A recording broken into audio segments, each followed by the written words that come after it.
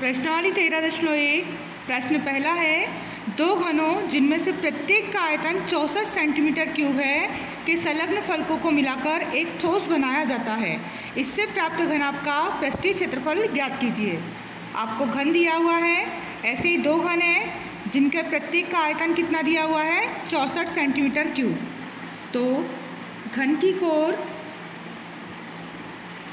या घन की भुजा वो होती है a सेंटीमीटर। हमें दिया हुआ है घन का आयतन 64 सेंटीमीटर क्यूब। अब घन का आयतन का सूत्र होता है a का क्यूब। a का क्यूब का जो मान है वो है 64 पहले घन का। तो a का क्यूब 64 किसका क्यूब होगा 4 का क्यूब। क्यूब से क्यूब कट गया, 4 चौक 16 और 16 चौक 64, 4 की घात 3 होता है 64। तो a का मान आ गया 4 सेंटीमीटर। ये घन की क्या है एक भुजा है। अब ऐसे दो घनों को जोड़ा गया, एक घन की भुजा थी 4 और दूसरे घन की भुजा भी हो गई 4 सेंटीमीटर और इनको जोड़ लिया गया। तो दो घनों को जोड़ने से अब ये क्या बन गया है घनाभ बन गया है। तो दो समान घनों को, दोनों की भुजा 4 सेंटीमीटर है, को जोड़ने पर बने घनाभ में, अब घनाभ में क्या होगा, ये जो लंबाई है वो हो जाएगी 4 + 4 सेंटीमीटर, यानी कि लंबाई हो जाएगी 4 और 4 8 सेंटीमीटर। चौड़ाई तो वही रहेगी 4 सेंटीमीटर, ऊंचाई वो भी रहेगी 4 सेंटीमीटर ही। तो चौड़ाई 4 सेंटीमीटर और ऊंचाई भी 4 सेंटीमीटर रहेगी। दो घनों को जोड़ा है तो लंबाई बढ़ गई 4 और 4 8, पर चौड़ाई और ऊंचाई वही रहेगी। अब इस घनाभ का क्या निकालना है हमको, पृष्ठीय क्षेत्रफल निकालना है। तो घनाभ का पृष्ठीय क्षेत्रफल 2AB + BC + CA, 2A × B, A है 8 × B है 4 + B × C 4 × 4 + C × A, तो C × A क्या आ जाएगा 4 × 8। अब इसको देखें हम, 2 8 चौक 32, 4 चौक 16, 4 8 32, 32 और 32 64 और 16 80, 80 में 2 का गुणा किया 160 सेंटीमीटर स्क्वायर। ये होगा उस घनाभ का पृष्ठीय क्षेत्रफल।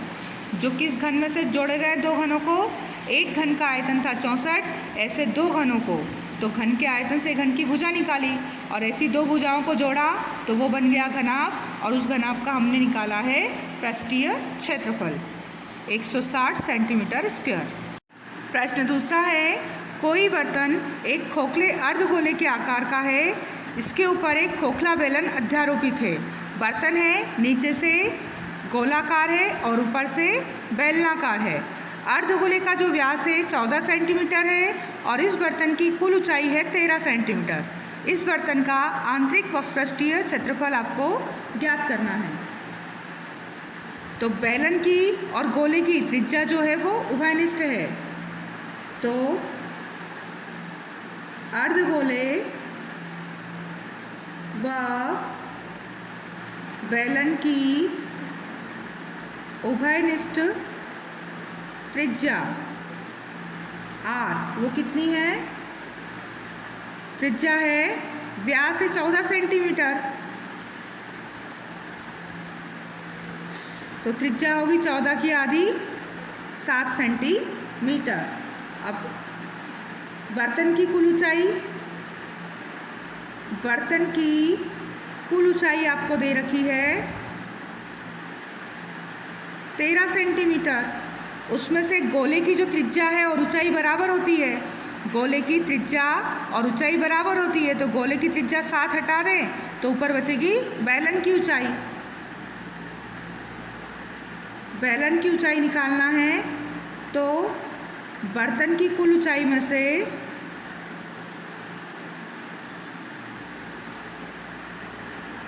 माइनस कर देंगे गोले की ऊंचाई, और गोले की ऊंचाई और त्रिज्या समान होती है, तो बैलन की ऊंचाई होगी, बर्तन की कुल ऊंचाई 13, उसमें गोले की त्रिज्या और ऊंचाई समान होती है 7 सेंटीमीटर। तो बैलन की ऊंचाई 13 में से 7 गए 6 सेंटीमीटर होगी। अब हमें निकालना है बर्तन का आंतरिक वक्रपृष्ठ क्षेत्रफल। बर्तन का आंतरिक वक्रपृष्ठ, तो इसके लिए क्या होगा, गोले का पृष्ठ निकालना पड़ेगा हमें और बैलन का वक्रपृष्ठ निकालना पड़ेगा। तो बैलन का आंतरिक पृष्ठ प्लस अर्धगोले का आंतरिक पृष्ठ, बर्तन के आंतरिक पृष्ठ के लिए बैलन का आंतरिक पृष्ठ सूत्र क्या होगा, 2πr/h प्लस अर्धगोले का आंतरिक पृष्ठ, अर्धगोले का आंतरिक पृष्ठीय क्षेत्रफल होगा 2πr²।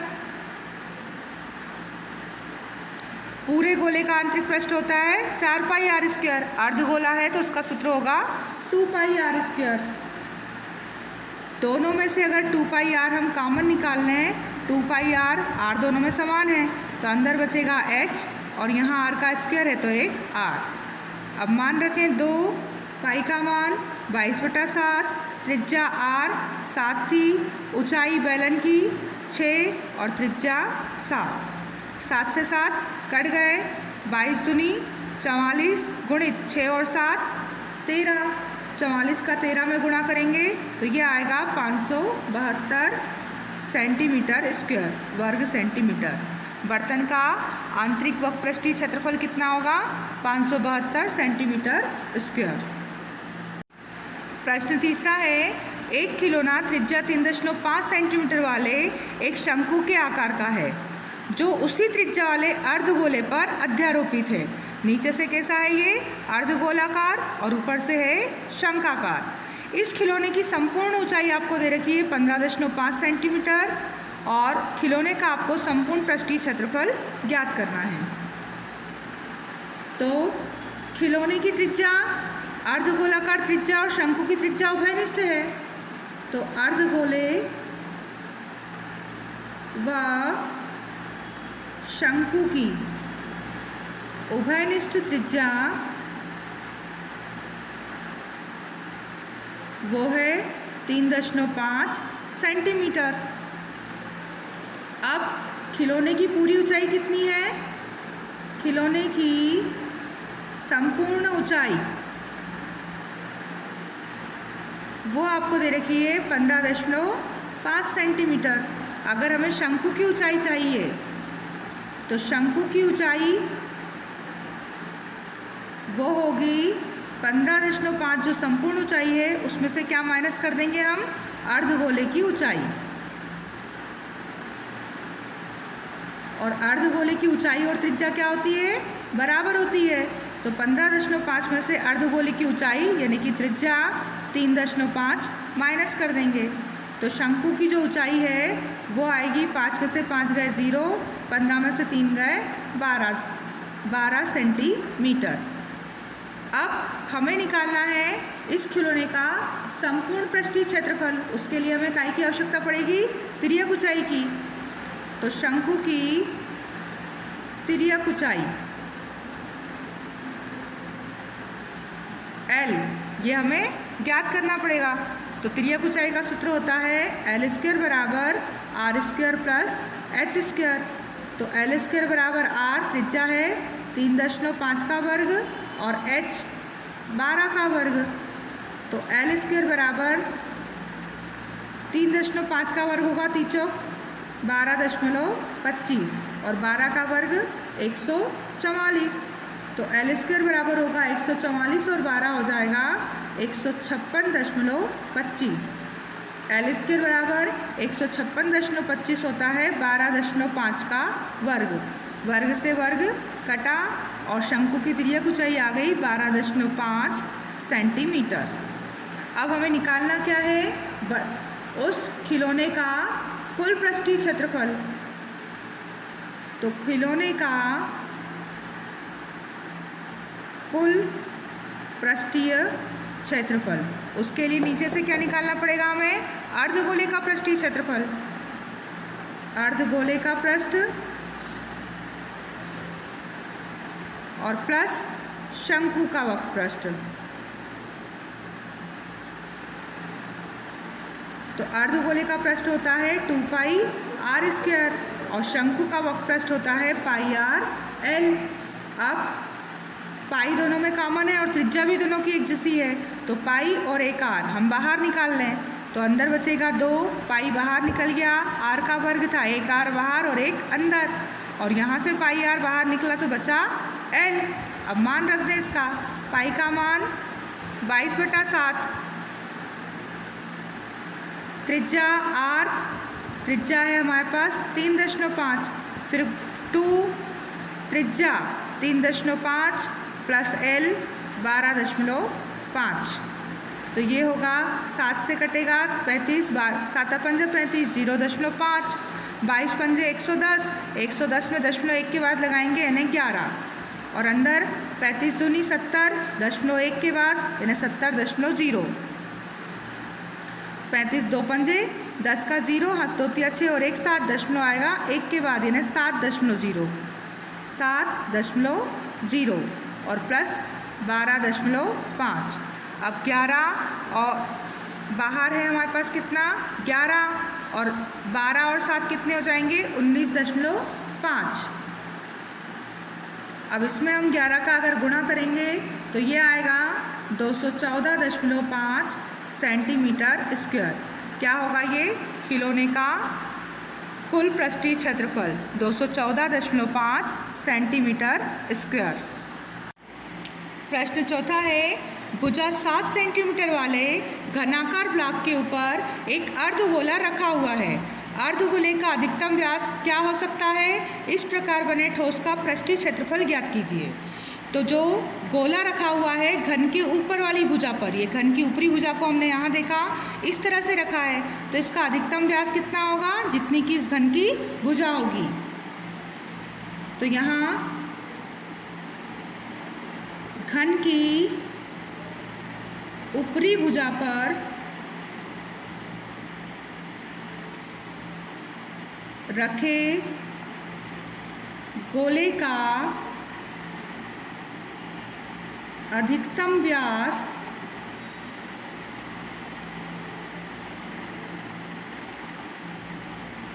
घन की भुजा के बराबर होगा। अब यानी कि गोले का व्यास कितना होगा? घन की भुजा के बराबर। तो गोले का व्यास, घन की भुजा थी 7 सेंटीमीटर, तो व्यास भी कितना होगा? 7 सेंटीमीटर। त्रिज्या कितनी होगी? 7/2 सेंटीमीटर। अब आपको इस प्रकार बने ठोस का पृष्ठीय क्षेत्रफल निकालना है। तो ठोस का पृष्ठीय क्षेत्रफल ज्ञात करना है हमें। तो क्या होगा? घन का पूरा संपूर्ण पृष्ठ, और घन के संपूर्ण पृष्ठ में से क्या माइनस कर दें हम? वृत्त का क्षेत्रफल, क्योंकि ये ऊपरी भुजा जो घन के ऊपर है वहाँ तो हमने क्या रख दिया है? एक गोला रख दिया है। तो गोला रखा हुआ है तो वो स्थान जो है वृत्त का क्षेत्रफल वो हिस्सा नहीं आएगा। अब उसके स्थान पर क्या आ जाएगा? गोले का पृष्ठीय क्षेत्रफल आएगा। तो घन का संपूर्ण पृष्ठ, उसमें से क्या माइनस करें हम? वृत्त का क्षेत्रफल, क्योंकि जहाँ गोला रखा है वो आकृति क्या कहलाएगी? घन के ऊपर वृत्त का क्षेत्रफल, और उसमें जोड़ें फिर काय का? गोले का पृष्ठीय क्षेत्रफल, अर्धगोले का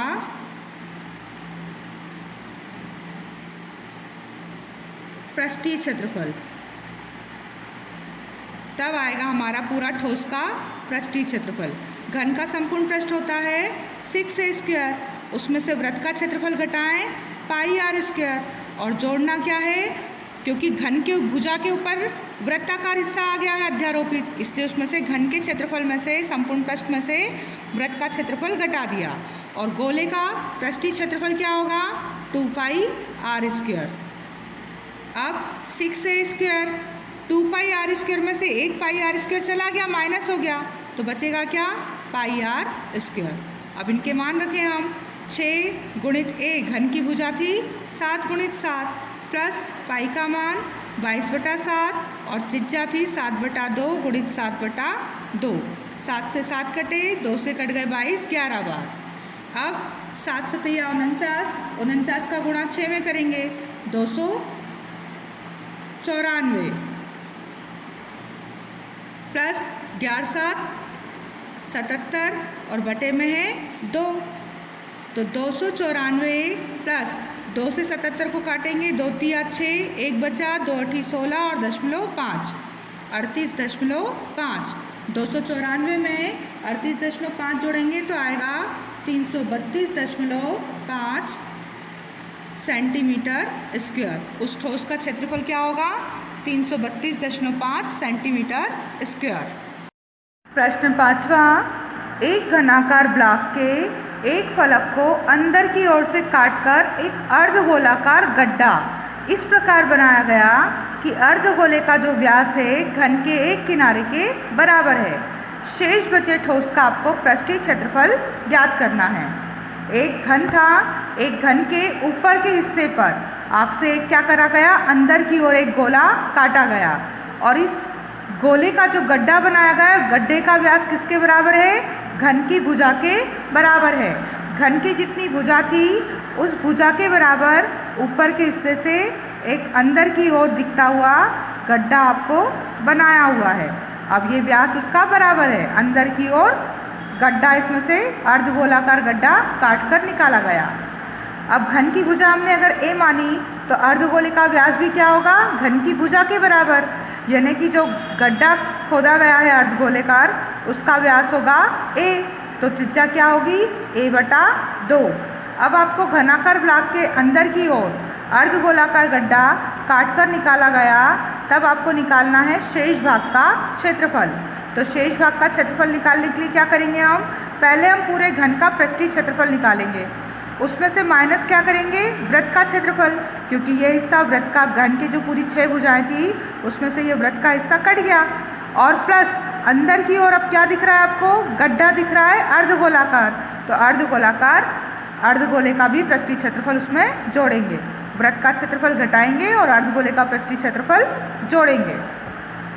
तो घन का कुल पृष्ठीय क्षेत्रफल होता है 6a² माइनस वृत्त का क्षेत्रफल πr² और प्लस अर्धगोले का पृष्ठीय क्षेत्रफल 2πr²। तो 6a², 2πr² में से एक πr² जाएगा तो क्या बचेगा? πr²। अब इसमें हम मान रखें 6a का वर्ग प्लस पाई का मान 22/7 और त्रिज्या क्या है? भुजा की आधी, a/2 का वर्ग। तो 6a का वर्ग प्लस 22/7 गुणित a/2 गुणित a/2। तो यहाँ होगा 6a² बटे कुछ नहीं है प्लस 22a का स्क्वायर, 22 गुणित a 22a का वर्ग और नीचे 7 दूनी 14 दूनी 28। अब अगर लघुत्तम लें हम तो हर अलग अलग है। 1 और 28 का लघुत्तम 28। अब 28 का 1 से भाग नहीं जाएगा तो 28 का 6 में गुणा करें, 6 8, 48 का 8 हासिल आया 4, 6 दूनी 12, 12 और 4 16। a का स्क्वायर प्लस 28 से 28 कटे बचा 22a²। अब 168 और 22a² को जोड़ा हमने तो 168 और 22a² कितना हो जाएगा? 8 और 2 10 का 0 हासिल आया 1, 6 और 2 8 और 1 हासिल का 9 और 1 190 a का स्क्वायर बटे में 28। 2 से काटे, 2 एकम 2, 2 चौक 8, 2 नम 18, 1 बच गया, 2 पंजे 10, यानी कि 95/14 a का वर्ग। ये क्या होगा? उस घनाकार ब्लॉक को जब अंदर से काटा गया है तो शेष भाग का पृष्ठीय क्षेत्रफल। ये आंसर आया हमारा पाई का मान रखने से। अगर हम पाई का मान ना रखें यहाँ पर तो क्या होगा? 6a² प्लस पाई का पाई और त्रिज्या कितनी है? a/2 का स्क्वायर, तो ये होगा 6a² प्लस पाई ए स्क्वायर और बटे में 2 का स्क्वायर 4। अब इनका अगर लघुत्तम ले 1 और 4 का, तो 4 1 के पाड़े में 4 आएंगे 4 बार, 4 छंग 24 ए का स्क्वायर प्लस पाई ए स्क्वायर। अब ए स्क्वायर अगर कॉमन निकाल लिया हमने तो ए स्क्वायर बाहर निकलेगा, तो अंदर क्या बचेगा 24 प्लस पाई और बटे में 4। ये भी होगा हमारा, अगर पाई का मान ना रखें हम तो ये आएगा हमारा आंसर, और पाई का मान रख दिया है तो फिर हमारा आंसर आया था 95/14 स्क्वायर।